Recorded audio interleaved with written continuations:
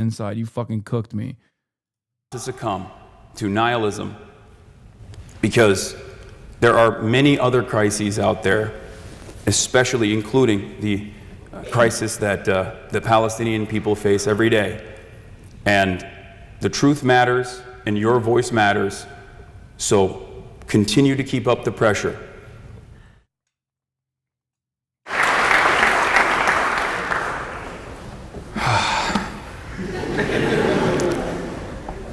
Great weather. Seriously. What's up, everybody? I'm Hassan Piker. I just did one of these talks at Cambridge University, at Cambridge Union yesterday. And after seeing Oxford, immediately after that, it feels like a quaint fishing village in comparison to what's going on here. Having said that, however, there was a lot of contest at Cambridge Union. And judging by how the Q&A session goes in the aftermath of this speech, I'm going to make up my assumption on whether the age-old conversation, whichever way that unfolds. Is Cambridge better than Oxford? Is Oxford better than Cambridge? We'll find out. They were very ruthless over there. I'm just letting you know. They even said that apparently I was more controversial or more contentious than Ben Shapiro. So, it's interesting times. I gave a speech yesterday, and I didn't want to do the same exact speech here, so while I wrote that speech on the car ride from London to Cambridge, I wrote another one on the car ride from London to Oxford today. Both are going to be haphazard and put together, but it's a serious one, so bear with me. This is not something I normally do. I have the gift of gab. I talk all the time, 8 to 10 hours every single day.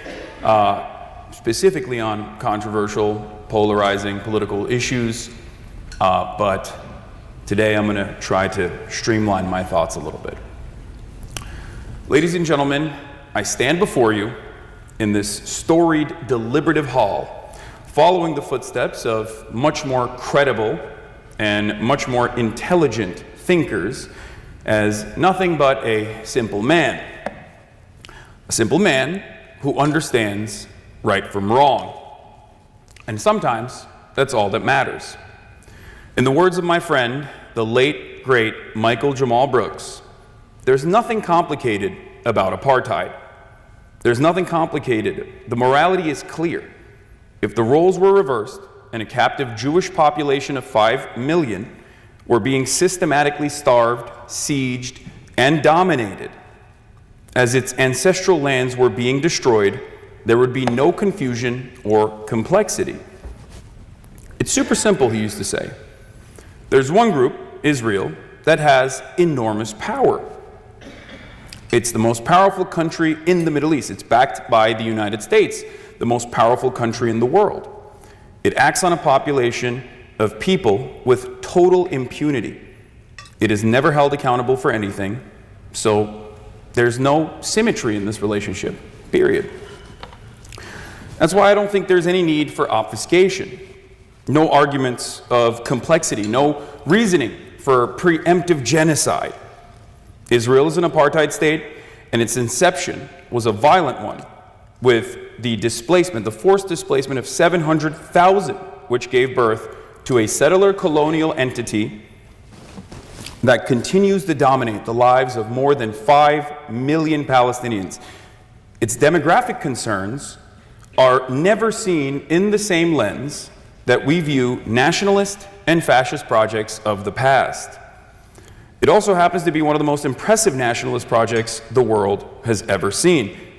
From the revitalization of Hebrew as a language to finding a nation state for a revolutionary people who had been historically oppressed. Victim to countless pogroms, the Holocaust, Israel could have been a story of success and overcoming great odds.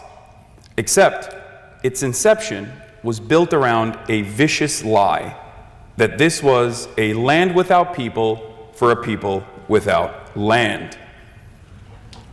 And this lie was very quickly also countered by the likes of Albert Einstein, who was supposed to be the first president of Israel. He turned down that opportunity. Having appeared as a witness before the Anglo-American Committee of Inquiry, established in 1945 to consider the issue of Jewish immigration to Palestine, Albert Einstein famously wrote, "I have served as a witness before the Anglo-American Inquiry Commission on Palestine for the sole purpose to act in favor of our just cause. I am in favor of Palestine being developed as a Jewish homeland, but not as a separate state. It seems to me a matter for simple common sense that we cannot ask to be given the political rule over Palestine where 2/3 of the population are not Jewish. What we can and should ask is a secured binational status in Palestine with free immigration. If we ask more, we are damaging our own cause. And it's difficult for me to group that our Zionists are taking such, and it's difficult for me to grasp that our Zionists are taking such an intransigent position which can only impair our cause." And his fears were very quickly realized. That was in 1946 when he wrote that.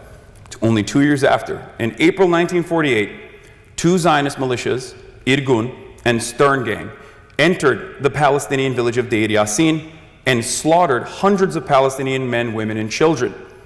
Those who were not slaughtered or tortured initially were paraded in the back of trucks in the streets of Jerusalem, only to be executed later. This was a warning for all of the other Arab villages of what's to come. This was a calculated atrocity to carry out the forced expulsion of 700,000 Palestinians from their homes, never allowing them to return. This is what is known to Palestinians as the Nakba, catastrophe. Einstein wrote a letter at this time. In his letter, he said, "When a real and final catastrophe should befall us in Palestine, the first responsible for it will be the British." Sorry. He was right. "And the second responsible for it will be the terrorist organizations built up from our own ranks. I am not willing to see anybody associated with those misled and criminal people." Now, the people that carried out these acts of horror would later become prime ministers of Israel. The Nakba was, in the words of historian Ilan Pape, a master plan for the mass expulsion of the Palestinian population, also known as Plan D or Plan Dalit. Hundreds of thousands were expelled before Israel's so-called War of Independence had even started. Prime Minister David Ben-Gurion, to use Pape's words, orchestrated an ethnic cleansing of Palestine. These were not merely nationalists or settlers run amok. This was clearly defined state policy. Einstein considered the early Zionist militias to be violent, and Menachem Begin's Herut, a political party closely akin to its organization, methods, political philosophy, and social appeal to the Nazi and fascist parties. Einstein understood the dangers that nationalism of this sort presented. After all, he'd fled Nazi Germany. He had seen it firsthand. Nowadays, this sort of analysis is met with tremendous resistance. Given our comforts living in the heart of empire, we focus more on the feelings of those in the West rather than the violence that our tax dollars contribute to. Israel could not carry out its occupation without unlimited Western weapons and Western support. This is where propaganda to the West plays a very important role. Facing centuries of violence, Israel uses the very real fears of anti-Semitism to reinforce the necessity of a Jewish ethno-state, often claiming that no Jew would ever be safe if it wasn't for Israel. This is something that you hear all the time. You even heard it from my demented geriatric President Joe Biden. He said that as well, this ridiculous statement. The United States is home to almost the same number of Jewish people as Israel. So when Joe Biden says something like that as the President of the United States of America, although he thinks this is servicing the defense of Israel and America's interest in Israel, I see that as a veiled threat, an abdication of his responsibility to American Jewish citizens, our brothers and sisters. Israel is no more a champion of Judaism then ISIS is a champion of Islam. Anti-Zionism is not anti-Semitism. Saudi Arabia's decades-long blockade against Yemen is worthy of criticism. If someone were to consider that Islamophobic to say, everyone would laugh at you. America's unjustifiable and illegal occupation and invasion of Iraq was not done at the behest of Christianity. If someone were to turn around and say, George W. Bush said, God told me to invade Afghanistan and Iraq, that's actually a Christian act, most people would laugh at you. Criticizing that would not be considered being Christian phobic. This is not anti-Christian bigotry. Claiming that a religious and ethno-supremacist apartheid state that is currently engaging in a genocide has anything to do with Judaism is unimaginably anti-Semitic, however. This is precisely why this rhetorical tactic is applied by those who cynically wish to defend Israel and those who seek to use criticisms of Israel as a cynical ploy to traffic in anti-Semitic rhetoric. Anti-Semitism is a canary in the coal mine of fascism. It's one of the oldest bigotries that has caused those of the Jewish faith a tremendous amount of pain. From pogroms to the Holocaust, Jews have always been singled out by those in power as a scapegoat for instability and economic volatility people in power cause. A resilient, nascent anti-Semitism is a constant threat, especially as economic instability makes those in power seek out old targets. They're not very creative, usually. They just always rehash the same propaganda over and over again. This is precisely the reason why I am terrified of the conflation of anti-Zionism and anti-Semitism. The conflation is dangerous. Valid criticisms against the state, especially as all of the violence is unfolding, and everyone can see it, valid criticisms against the state committing these atrocities and tying it back to Judaism is a cynical ploy to stop all matter of conversation is truly terrifying. And I think it directly causes anti-Semitism to fester. Perhaps this is why I'm often asked the question, Hassan, why does America have so much loyalty to Israel? And I think there are a lot of people who ask this question because they genuinely want to understand. They don't get it. But then there are some who ask it because they want me to say anti-Semitic things. They want me to say, oh, because Jews control the media or the government. This is not true. This is not the reality at all. But the very fact that people have that resilient, nascent, unexamined anti-Semitic tendency is truly terrifying, especially in this moment, because it's a real question that can lead people down the rabbit hole of anti-Semitic conspiracies about Jewish control over the American state and media. Simply put, Israel is an asset. It is an unsinkable aircraft carrier in a resource-rich region. It is one of the most valuable allies that the United States has for its interests in the region. At different points in time, Israel has served different purposes for the United States, its primary benefactor. It's been a Cold War ally. It's been a punisher of misbehaving Middle Eastern oil states. It's also been a partner in Western espionage.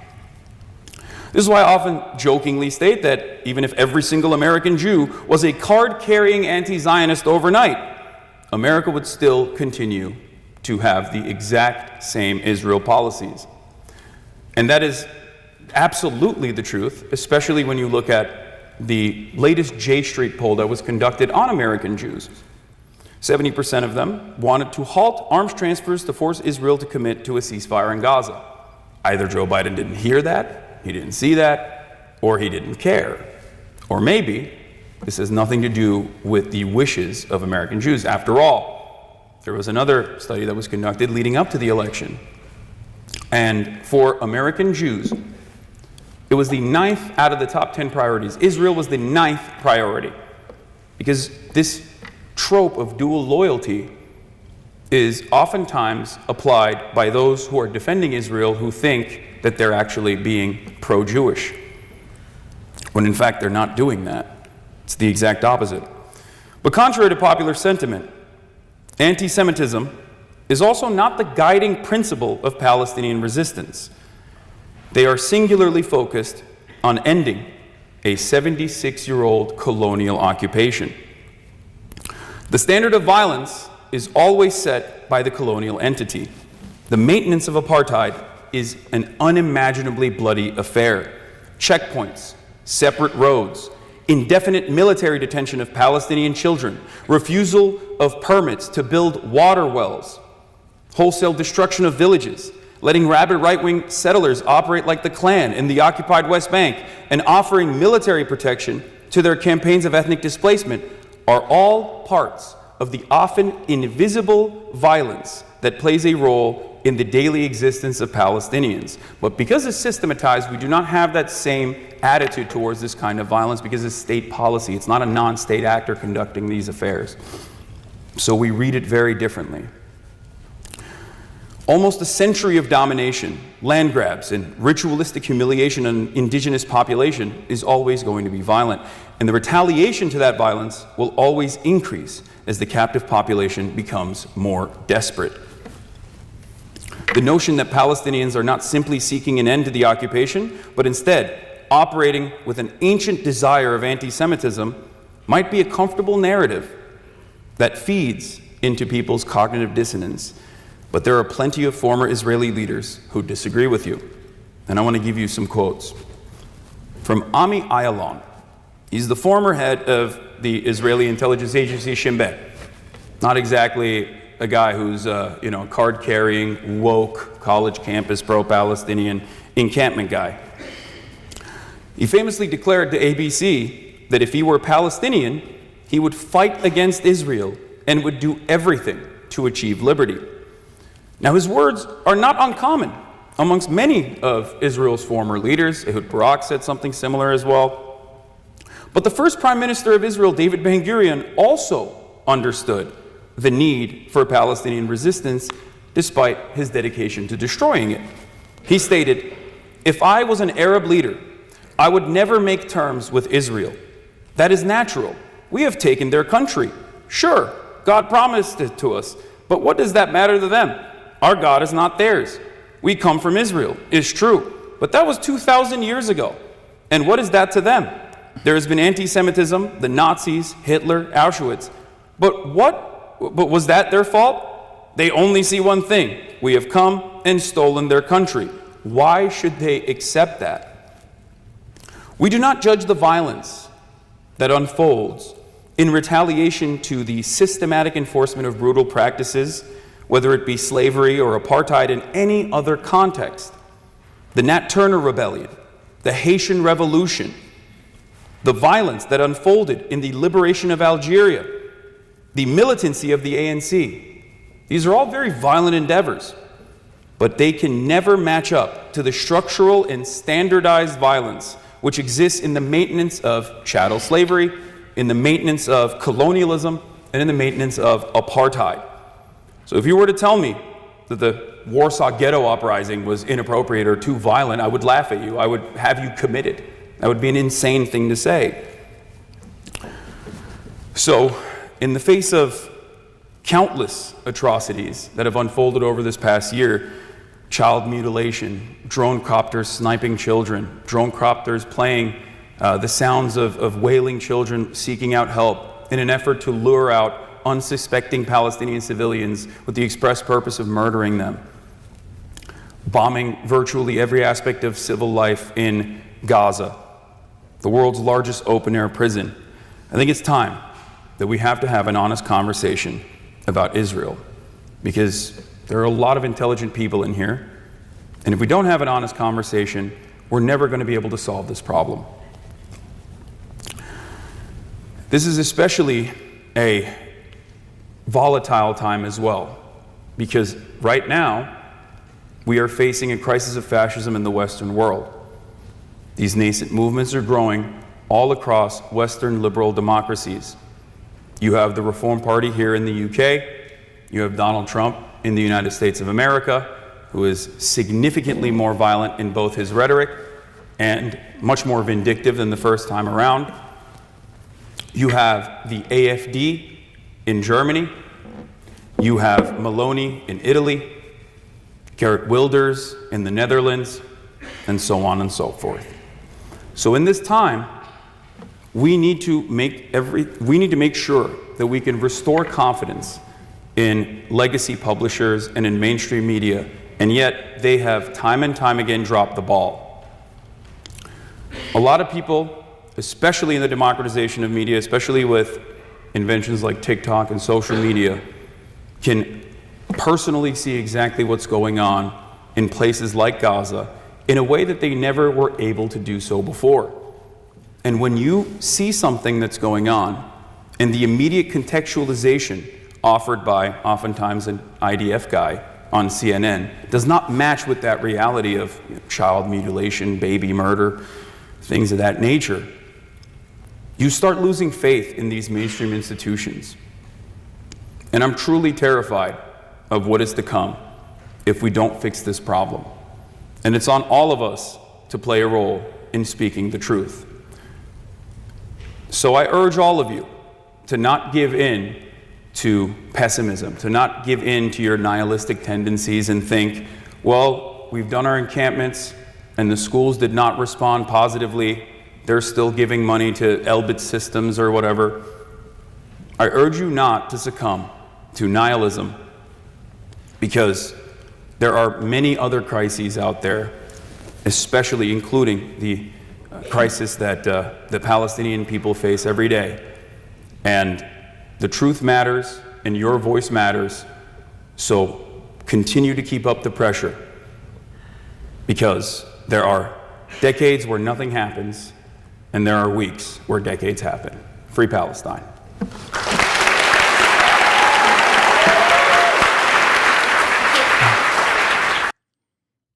That was the speech I delivered 5 months ago.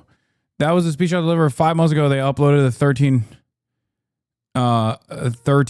hours ago on Oxford Union.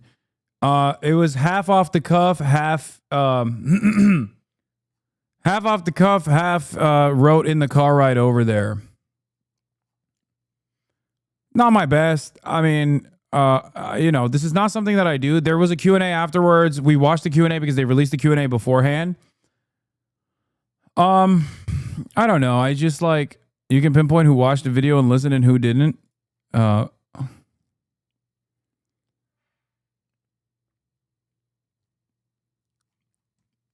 I think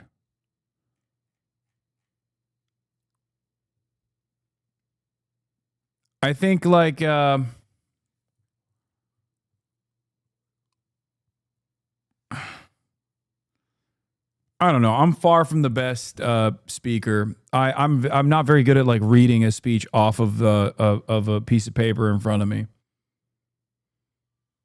Will you allow me some mostly aesthetic critique? Sure. But it's all right.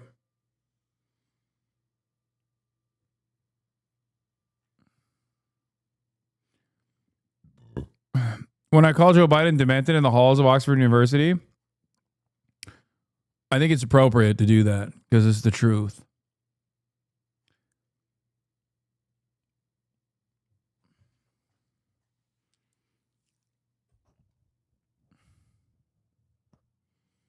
I'd laugh at you for never pronouncing Menachem Begin's name correctly. Am I saying it wrong when I say Menachem Begin?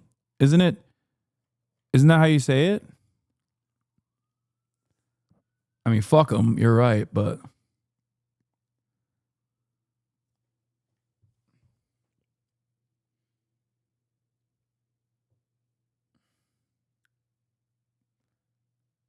was Oxford? You're a little too tight, and I guess official. I can't think of the right word. I agree. Menachem.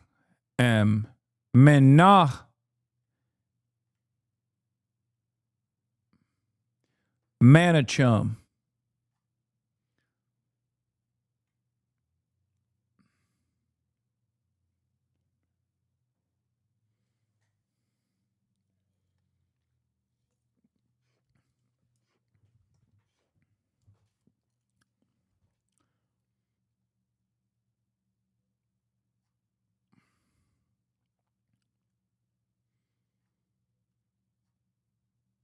Read the G. Begin? Is it Begin?